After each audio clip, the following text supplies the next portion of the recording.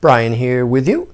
We're in my office and we're going to examine this very scarce American 19th century atlas in the period embossed cloth boards, gilt decorative front cover like so.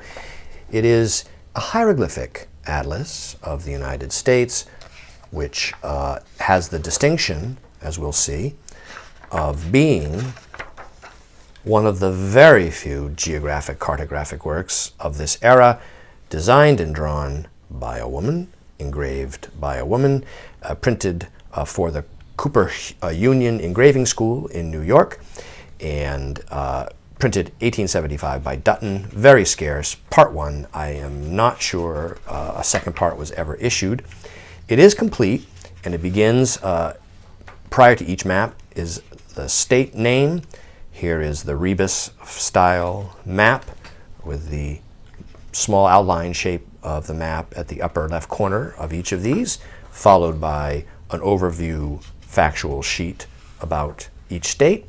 Next up is our state, New Hampshire, and here we have, look at that coin right there, that American penny.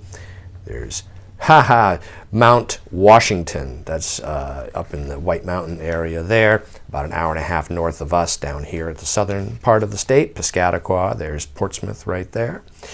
Yeah, very interesting. And here's New Hampshire right here. Tip Top House, Lake Winnipesaukee. Yeah, Dover, that's us, on one of the branches of the Piscataqua. It's the oldest town in the state. Yep.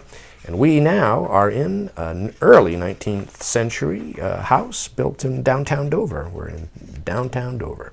Here's Vermont right here, rebus style map like so. And next is Massachusetts. There are several short edge splits throughout on some of the leaves that have been closed with archival tape on the back. It's a little bit shaken. There's minor flaws to the atlas, but it's actually beautifully preserved given its scarcity, and the small smudging and splits would seem to indicate that this was actually looked at a fair bit in its day.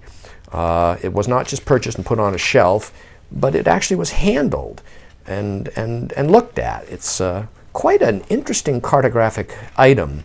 Those two female figures mentioned on the title page both receive only very brief mentions in Thule, and this is an elusive work, and if it interests you, it is available now online from me, Brian DeMambro.